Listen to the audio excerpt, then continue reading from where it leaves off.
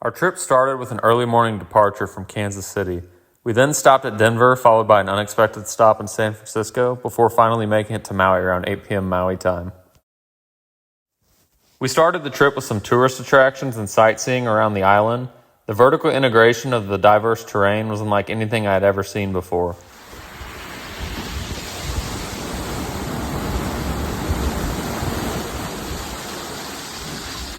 We also spent a majority of the time under the water's surface, swimming with wildlife. The sea turtles were absolutely awesome. I was really surprised by how much I enjoyed this.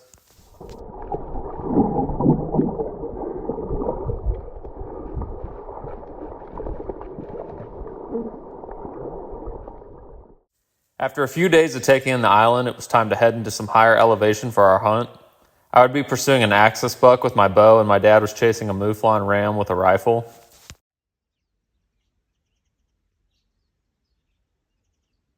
For me, the morning got off to a slow start. We could hear bucks roaring in the distance, but only had a few small yearlings and does come to the water hole I was sitting over. At around 9 o'clock, our first group of bucks rolled in.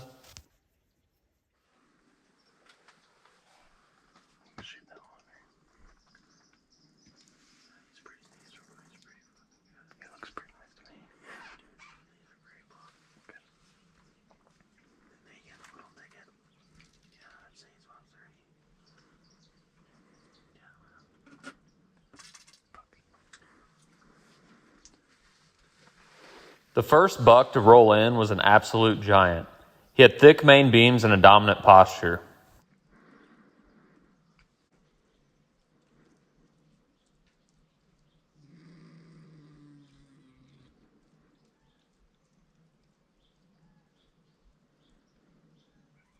I struggled to find an opening to shoot. There were so many deer that it was hard to catch a clear shot when the buck had stopped.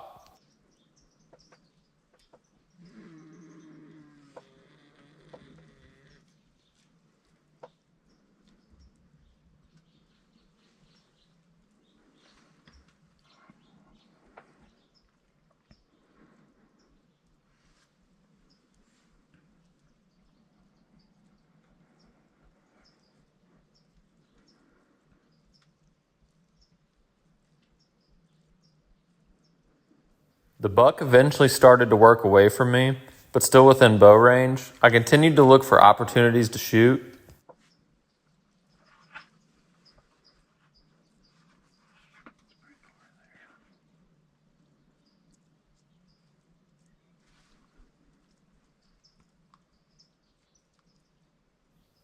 While I was being patient on this mature 6-year-old, a couple younger bucks worked in also.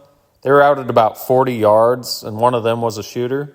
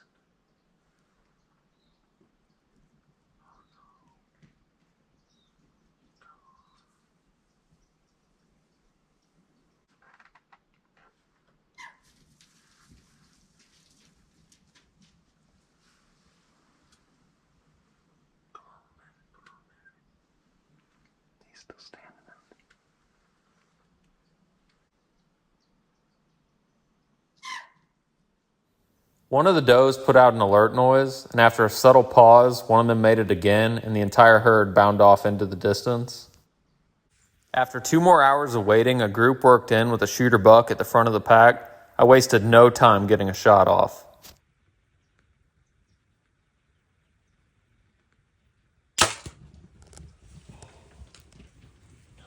Good shot. We hopped out of the blind, and I found him instantly within 20 yards of where he was shot. I was amazed by the beauty of these deer. Their hide is absolutely gorgeous. The thing that surprised me the most was how small-bodied they are. The 30-inch antlers were quite deceiving from the blind. We got some pictures where I had shot him and then took him to a scenic spot overlooking the ocean for some more pictures.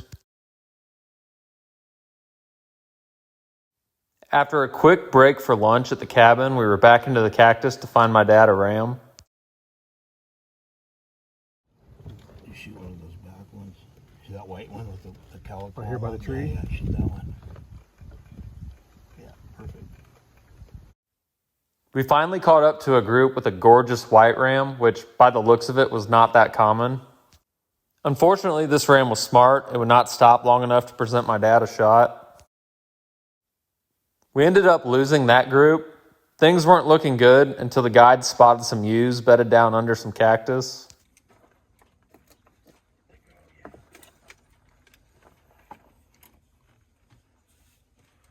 You feel okay on that?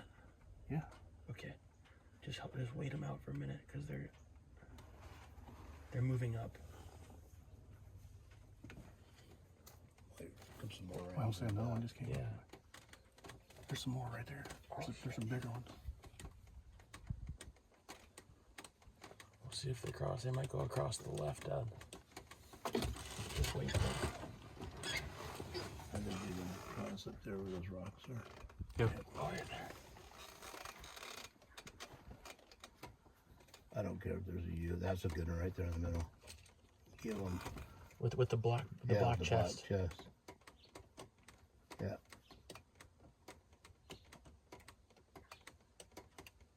He's looking right at you. Shoot him right in the chest.